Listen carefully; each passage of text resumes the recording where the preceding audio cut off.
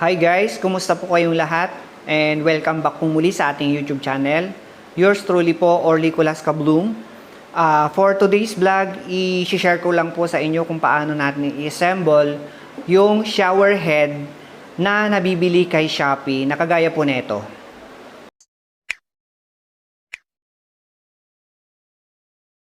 So guys, bago po natin i-unbox po yung ating nabiling shower head kay Shopee, dali tatanggalin na po natin yung luma na defective. So paano ba naging defective yung aming lumang shower head is naputol po dito.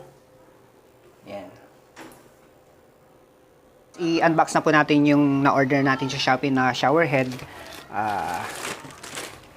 Kakarating lang kanina. So install po natin ngayon sa ating CR. Yan po. Naku. Medyo dilapidated yung box, pero okay lang.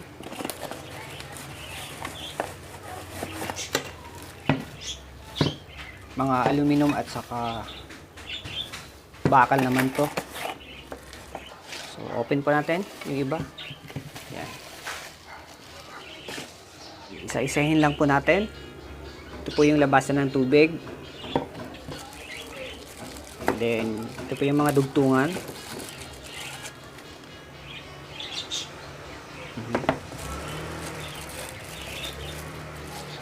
Yan. Ito po. So, paano ba natin to install, guys? Ipapakita ko po. Madali lang po ito. So, una, ang gawin po natin is ilagay po yung ito,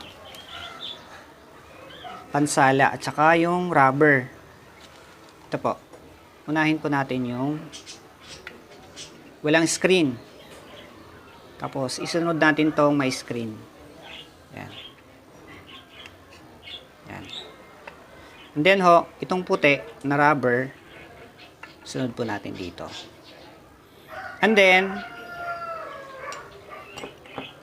ito po guys,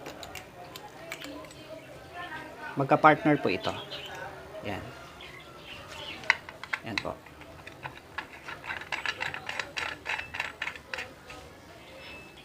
Para mag-fit. Yan. And then, ito po.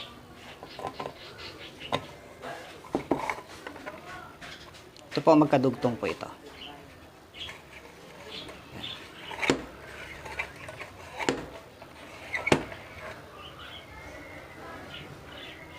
Pitan lang po natin. And then dito po siya.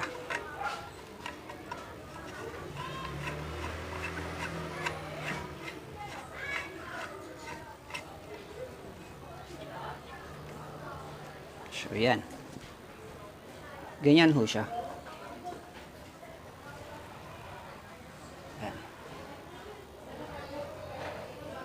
Adjustable po siya, ganyan po.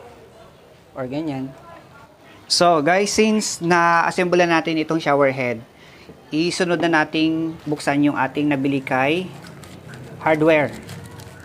Ito po yung tinatawag na shower cable. Ito yung pandudugtong po natin dito.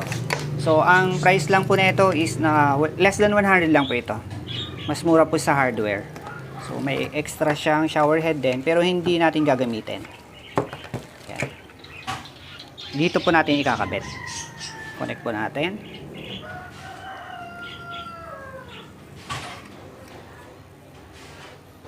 So yan. Ito na, ready na. So ito na nga. I-connect na po natin. Gagamitin po natin yung dating holder, hindi na po natin tatanggalin. Ito guys, yan. Pwesto na natin, and then dito i-connect po natin dito.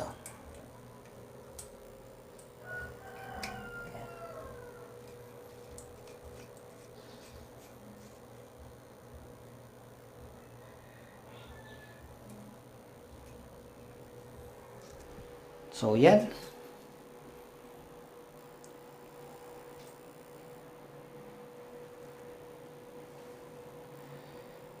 Na-i-connect na po natin. So, itatry po natin.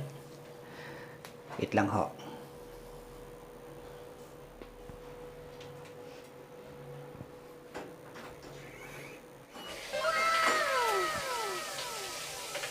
So, ito. Okay siya, guys.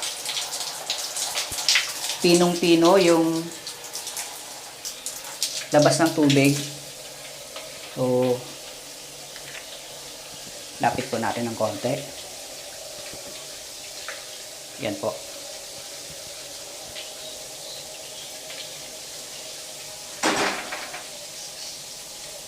So, base sa marketing po nila, kung ano po yung nakalagay sa marketing collaterals or yung pinaka-picture nila to promote this product, the same lang po sa actual. Yan o. Ang ganda ng labas ng tubig. Pinong-pino, grabe. So, tip lang sa mga mag-i-install po nito, sa pag kinonek nyo po ito, yung mga dugtungan dito, hanggang dito, gamit po kayo ng Teflon. Yan. Yan. Para maiwasan po yung water leak. So far, wala namang water leak. So, successful po yung ating pag-i-install ng ating shower head.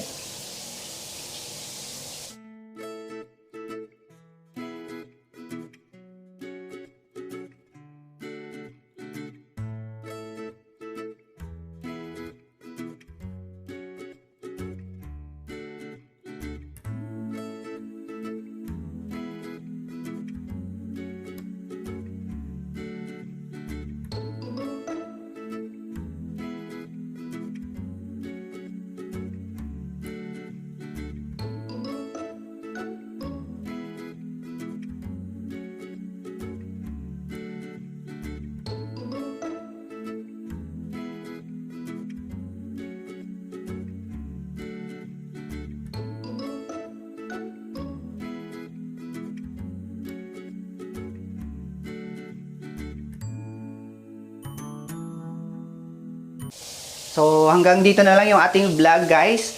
Maraming salamat po muli sa inyong panunood. And sana, I hope so na nakatulong po ako para mai-install nyo ng maayos itong shower head na nabibili kay Shopee.